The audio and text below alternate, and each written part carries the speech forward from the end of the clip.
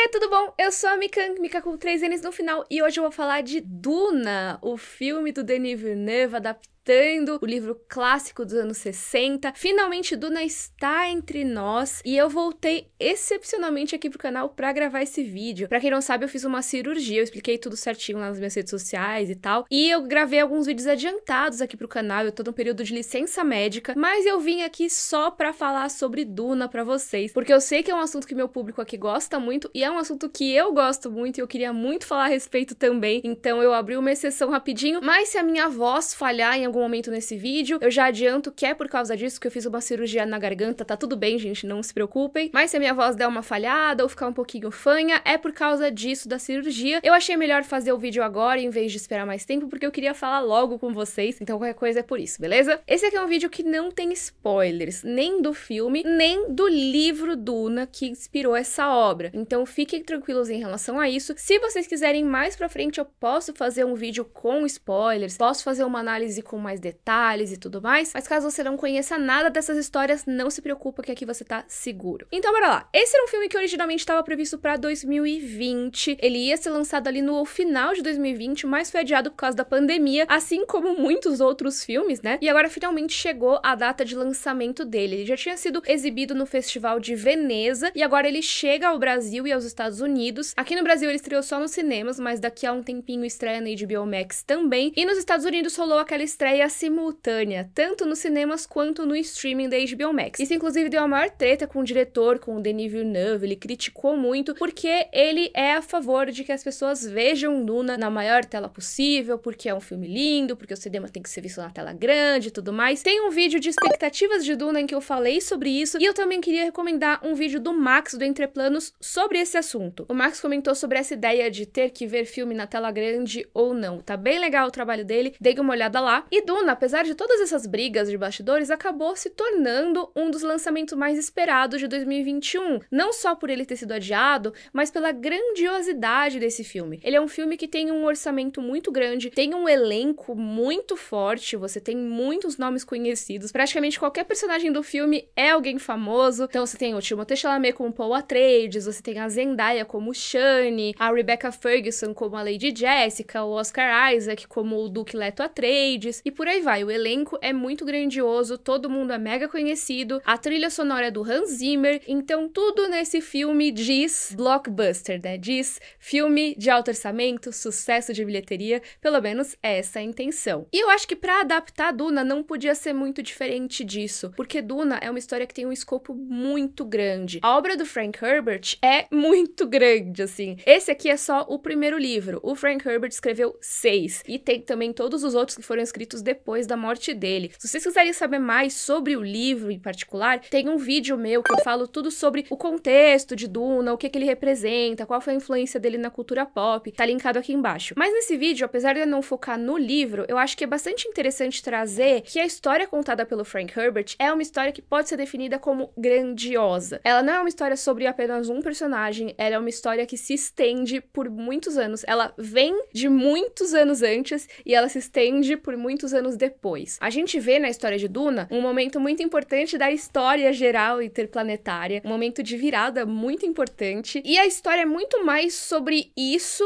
do que sobre cada personagem individualmente. Apesar dos personagens terem um foco muito grande, eles terem a sua importância sim. Então o escopo de Duna é algo muito grandioso, muito complexo. Você tem império, você tem várias casas nobres que vivem quase como um feudalismo espacial, e cada uma é responsável por cuidar dos seus feudos planetários, e você tem guerras entre essas casas, você tem tramas políticas em que uma casa quer apunhalar a outra pelas costas, tem organizações, tem nomes de facções, tem nomes místicos, nomes de profecias, línguas diferentes envolvidas. Então é algo que é realmente bastante complexo. Não é à toa que o livro Duna tem um glossário na parte de trás, explicando todos os termos que são citados ali no meio. Então eu fiquei muito preocupada se essa adaptação conseguiria traduzir essa obra que tem tanta complexidade, que tem tantos termos diferentes e estranhos para as pessoas? Será que o filme vai conseguir trazer essas informações todas sem parecer um livro didático? Porque isso é uma armadilha muito comum quando a gente fala de histórias de ficção científica, histórias de fantasia, principalmente quando a gente tá falando de adaptações, porque às vezes o que funciona num livro não necessariamente vai funcionar na mídia audiovisual. Duna é um livro que lida muito com os pensamentos dos personagens, com momentos em que eles querem enganar a pessoa à frente, que eles às vezes falam em código com o outro e o outro entende. Como que isso seria traduzido pra tela? Não é a primeira vez que tentaram, nem a segunda, na verdade. Já existe uma adaptação de Duna do David Lynch, que é bastante infame, porque o próprio diretor rejeita essa adaptação, né? E teve outra tentativa que, na verdade, nunca foi realizada efetivamente, que foi a do Jodorowsky, de fazer sua própria adaptação de Duna, que seria um negócio mega grandioso, ia ter trilha sonora do Pink Floyd, ia ter arte conceitual do Moebius e tudo mais. Não aconteceu, mas virou um documentário muito interessante chamado Jodorowsky's Dune, que eu recomendo muito. Então, por tudo isso que eu falei, eu tava bastante receosa quanto a essa adaptação. Apesar do trabalho do Denis Villeneuve ser um dos meus preferidos dos diretores de Hollywood atualmente, eu sou muito fã de A Chegada e Blade Runner 2049, apesar das pessoas não terem gostado muito, é um filme que eu tenho muito carinho, eu gosto muito dele em geral. Então, se tem uma pessoa que eu confiava pra fazer esse trabalho, é o Denis Villeneuve. E eu sei que ele também é muito fã de Duna, o livro. Eu sei que ele consultou muito o livro, que ele quis fazer muitas referências diretas ao livro, e isso tá transparente no filme. Eu acho que qualquer pessoa que tenha lido Duna, que goste de Duna, que vá ver esse filme, vai entender que o diretor realmente se inspirou no espírito dele para traduzir as coisas pra tela. Muito mais do que eu imaginava. Eu acho que é óbvio que ele teve que cortar algumas coisas, mudar outras, simplificar outras, mas eu acho que em boa parte delas ele conseguiu manter a essência. Eu acho que ele conseguiu fazer jus a muitas das discussões que o Frank Herbert traz em Duna. Algumas coisas que eu acho que faltaram um pouquinho e que talvez fiquem pra parte 2, mas a gente já vai falar mais sobre isso, são principalmente as partes ecológicas de Duna. Porque Duna é uma história, olha só, eu tô aqui falando, mas eu não falei a sinopse de Duna, né? Basicamente, Duna é a história desse personagem chamado Paul Atreides, que é herdeiro de uma casa nobre espacial, que vai cuidar, né, recebe aí a missão de cuidar de um planeta chamado Arrakis. Esse planeta é desértico e por isso é chamado de Duna, por causa das dunas de areia, e ele é a fonte de uma substância muito valiosa chamada melange, ou especiaria. E assim como na nossa vida real as especiarias levaram a guerras, levaram a colonialismo, levaram a muitas implicações tensas, na história de Duna também. Essa especiaria chamada melange, ela tem cheiro de canela e ela pode ser usada na comida, mas ela é usada principalmente para viabilizar a viagem interplanetária. Ou seja, todo o comércio espacial, todo deslocamento do Império depende exclusivamente dessa substância. Por isso que eles falam que quem controla a especiaria controla o universo. E a Casa Atreides recebe a missão de cuidar desse lugar. Olha só que legal, né? Olha só, uma promoção, basicamente. Você tá cuidando do recurso mais valioso de todos, mas não é bem assim, porque a casa que cuidava daquele planeta há tanto tempo, que é a Casa Harkonnen, é uma casa rival. Então eles já ficam meio, talvez tenha uma maracutaia aí. Por que estão mandando a gente pra esse planeta? Será que estão querendo sacanear a gente? E todo o filme, ele tem uma tensão construída em cima disso. Ele consegue demonstrar pra você que tem alguma coisa que não tá muito certa. Que os Atreides estão indo, mas que eles estão com o pé atrás. Que o planeta Arrakis, ele é difícil. Falta água. Se você quiser regar uma árvore, você tem que usar a quantidade de água que 5 homens beberiam em um dia. Então você tá meio que escolhendo a vida de uma árvore e não a desses homens. Para vocês circularem no deserto, você tem que usar trajes que condensam a umidade do seu corpo, ou seja, pegam o seu suor e filtram tudo para transformar em água potável de novo. Então você fica bebendo ali os seus próprios fluidos corporais, porque é a única forma de você não desidratar naquele calor e naquela aridez. Além disso, você tem os vermes gigantes, que são aquelas criaturas que estão no pôster e do trailer do filme, que são seres imensos que devoram tudo que tá à frente deles e que conseguem detectar o som dos seus passos na areia. Então você não pode nem andar no deserto. Se você conseguir naquele sol, naquela aridez, você não consegue porque você vai chamar a atenção de um ser gigante que pode te devorar. Além disso, você tem também a população local, que são os Fremen, que são pessoas que moram naquele planeta há muito tempo, pessoas que vivem no deserto e que sabem viver nele e que são oprimidas exatamente por esses nobres enviados pelo Império, que vão lá só para extrair os recursos naturais do planeta, não dão nada em troca e ainda caçam e oprimem aquela população. Nisso tudo você tem situações extremamente complexas, tanto em relação à sobrevivência mais visceral, então sobrevivência no deserto, né, sobrevivência em relação aos vermes gigantes, mas também a sobrevivência política. Então, como que essa casa Atreides, que apesar de,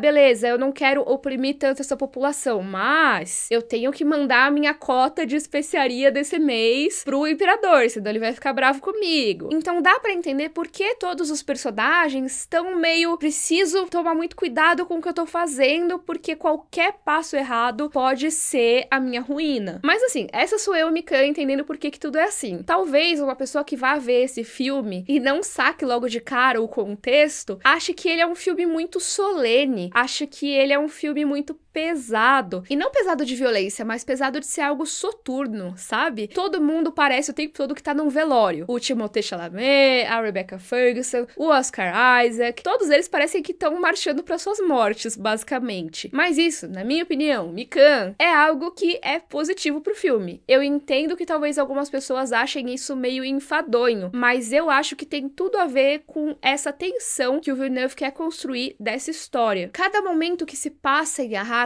você percebe que as coisas estão ficando mais tensas, estão ficando mais perigosas, e que esses personagens têm cada vez menos opções de pra onde ir. E é por isso que eu acho tão legal que o filme tenha essa vibe. Tem uma coisa que eu falei no meu vídeo de expectativas e que eu acho que eu complementei no podcast Cena Aberta, que pra quem não sabe é o podcast que eu apresento na Globo com o Max Valarezo, né, que eu já citei aqui, e com o PH Santos. E eu tava falando com o PH no podcast exatamente sobre como os filmes do Denis Villeneuve têm essa vibe mais pesada. O PH, acho que ele falou que quando você assiste parece que você tá afundando, e eu tenho essa impressão um pouco parecida de que, sabe quando você tá naquelas câmaras de isolamento sensorial, tipo coloca um Eleven no Stranger Things, sabe? Que tá tudo pesado ao seu redor, você não ouve, você não vê, você tá mergulhado numa escuridão apenas com os seus pensamentos, no caso dessa câmara, ou no caso dos filmes do Denis Villeneuve, eu acho que eu fico isolada do mundo, prestando atenção só na história que ele me apresenta. E essa sensação de estar lá, estar mergulhada nessa coisa viscosa, que nem tem no filme um momento, uma substância viscosa lá, eu me sinto meio assim. Eu me sinto completamente imersa na história dele. Não de um jeito necessariamente bom, não é uma experiência sempre agradável, mas é uma experiência que mexe comigo. É uma experiência quase meditativa, que lembra um pouco o que eu tive quando eu li Duna. Duna, pra mim, é essa experiência. Não é uma leitura que é necessariamente fácil, ela às vezes é como se eu tivesse, sabe, percorrendo todas essas coisas do deserto, se eu tivesse sentindo todo o enfado que esses personagens estão sentindo. E eu acho que o Villeneuve conseguiu traduzir perfeitamente isso pro cinema. Outra coisa que eu acho que é bastante interessante do livro, que eu não esperava que fosse estar no filme, é que o livro ele sempre dá um pouco de spoilers de si mesmo, porque ele é um livro que fala sobre profecias, que fala sobre visões proféticas, sobre a questão de existir ou não o escolhido, de existir ou não o Messias, e quais as interpretações e planos para que isso aconteça. E o livro começa cada capítulo trazendo uma coisa que seria um spoiler da história, vamos dizer assim. E Duna, o filme, ele traz um pouco disso de um jeito bem mais leve, tem algumas visões, alguns vislumbres do que pode vir a acontecer na história, porque é isso, né? Não quer dizer que vá acontecer necessariamente, tá? Pode vir a acontecer, são visões, que podem ser ou não o futuro. Só que eu não acho que funcionou tão bem assim quanto no livro, por um simples fato, que pra mim é o maior defeito desse filme. É que ele acaba, louca. Não, o problema não é que ele acaba, o problema é que ele acaba na hora errada. Porque assim, temos aqui o livro Duna, que eu já falei. Esse livro é um livro grande, olha, é grande, tá? E ele é um livro que, como eu falei aqui, é muito complexo, tem muita coisa, tem muitos acontecimentos, muitos personagens. É muito difícil adaptar esse livro pra um filme só. O que é que o Denis Villeneuve fez? Tá bom, vou fazer 2 filmes então, cada um é metade do livro. E ok, eu acho que é uma escolha muito acertada forçada de certa forma, porque isso permite que você tenha um pouco mais de tempo pra desenvolver esse mundo, esses personagens, mas eu vou dizer, não foi o suficiente. Por quê? Primeiro que eu acho que ainda assim ficou um pouco corrido, tem algumas coisas que poderiam ter sido mais bem trabalhadas nessa duração do filme, que não é curto, tá? Ele tem 2 horas e meia, mas pra mim não foi nem essa a questão, porque eu super toleraria essas coisas que foram cortadas, por mim tudo bem. A questão é, esse filme não sabe o momento de acabar, porque ele não conclui nada, basicamente. É como se o filme ele fosse literalmente interrompido no meio. Não é nem que nem no Senhor dos Anéis que você, terminou a Sociedade do Anel? Tá, você sabe que tem muito a ser concluído mais pra frente, mas parou por aqui, meio que encerrou esse episódio. Duna não tem isso. Duna termina de um jeito totalmente anticlimático. E isso não é pra dizer, ai meu Deus, vai acontecer algo anticlimático. Não é isso não é nenhum spoiler da história. Isso é só pra dizer que é anticlimático porque termina em um momento nada a ver, que poderia ser basicamente qualquer outro momento da história, porque funcionaria tão mal quanto, não é nem tão bem quanto, é tão mal quanto. Ele é um filme de 2 horas e meia que não tem final. E olha só, não teria problema nenhum em deixar coisas abertas pra história continuar. É esperado que isso aconteça. A questão é que a gente não tem essa continuação. O filme 2, no momento que eu gravei esse vídeo, ele nem foi confirmado ainda. Então, pode ser que essa continuação nunca venha. Eu acho que ela venha, eu espero que ela venha, mas mesmo se ela vier, ela vai demorar no mínimo uns 2 anos aí. E a sensação que fica quando você assiste a esse filme é como se você estivesse vendo um episódio de série a moda antiga ou um desenho animado, que quando você vai ver no streaming, ele tem aqueles momentos que tem um corte meio nada a ver, assim, que a tela fica preta e volta, que você sabe que antigamente colocaria um intervalo comercial ali. Pra mim, o momento em que Duna acaba é meio que isso. É um corte num momento que,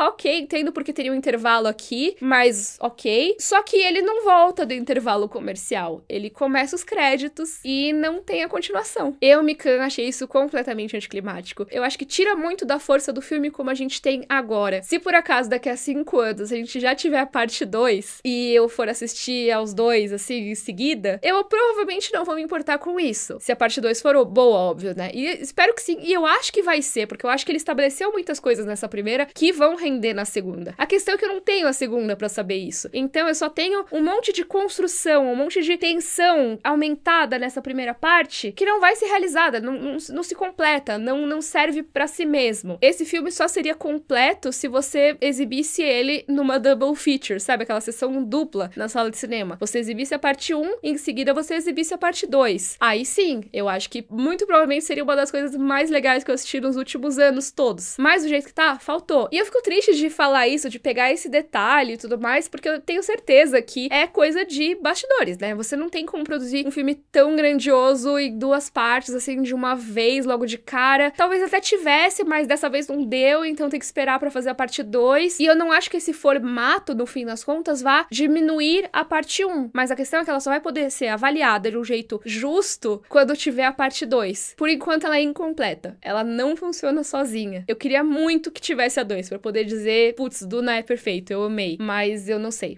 como vai ser. Eu posso estar sendo muito dura em relação a isso, mas é que realmente eu não acho que foi a melhor saída. De verdade. Eu acho que poderia ter sido feito de algumas outras formas. Nem que fosse, tá bom, já que esse vai ser um filme mega grandioso, o filme que ele fala que não pode ser visto numa tela pequena, porque é que nem andar de jet ski numa banheira, que sei lá o quê, faz então um filme de 5 horas. Faz aí. Tenho certeza que seria um filme mais difícil de financiar, óbvio, mas pelo menos, ok, já tem aqui pronto. Ou então, quer ser mais conservador em relação a isso, faz uma trilogia. Pega o livro, divide em 3 partes. Tem partes anteriores ao momento que ele cortou, que são mais cortáveis, vamos dizer assim, e que eu acho que faria mais sentido dramático ele ter parado nessa parte. Eu acho que o Villeneuve, ele contou muito com a perspectiva das pessoas verem esses filmes todos emendados, mas a gente não tem o produto emendado. Então, pra mim, ele errou muito mesmo nessa parte. E pra quem tá tão preocupado assim, quem ficou falando pra Deus e o mundo que a Warner tinha condenado a franquia Duna, a possibilidade de uma continuação, quando quis fazer a estreia simultânea em casa e no cinema, eu acho que ele não se olhou no espelho, porque isso que ele tá fazendo é muito legal quando estiver completo, sim, mas ele fazendo isso pode até dificultar essa possibilidade da franquia ficar completa. Porque quantas pessoas vão ser que nem eu e falar,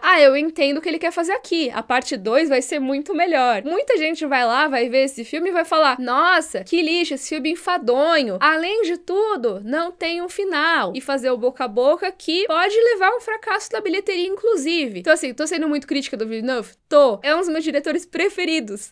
A adaptação é boa? Cara, sim, superou muito as minhas expectativas. Eu sei que eu tô criticando muito essa parte do corte do final, mas é exatamente porque eu gostei tanto do resto que eu quero muito que isso continue, eu quero muito ver o resultado final. E eu não queria ter que esperar, sei lá quantos anos pra conseguir ver a história completa. Eu acho que isso só é consequência do quão legal eu achei o resto, sabe? Do quão legal eu achei a primeira parte. Mas eu acho que cabia eu fazer essa crítica aqui. Não sei se eu fui muito pesada nessa parte. Eu acho que Duna, parte 1, né? É uma adaptação muito legal da primeira parte do livro, que simplifica muita coisa, mas sem perder a essência. Acho que faltou desenvolver um pouquinho mais uma coisinha ou outra, alguns personagens, principalmente de um personagem que é mais do rolê ambientalista ali, quem for assistir vai entender. Eu acho que precisavam desenvolver um pouco mais esse personagem e toda a parte ao redor dele, mas eu acho que, no geral, é uma adaptação que se mantém muito fiel ao espírito do livro e que eu, como fã de Duna, gostei muito de assistir, apesar de faltar o resto. Falei muito nesse vídeo, me estendi bastante aqui, deu pra ver que eu fiquei empolgada com isso, mas eu queria saber a opinião de vocês aqui nos comentários. Sei que tem muita gente que vai ver esse vídeo que não leu o livro e eu queria saber a opinião de vocês. Vocês acharam que deu pra entender tudo certinho? Precisou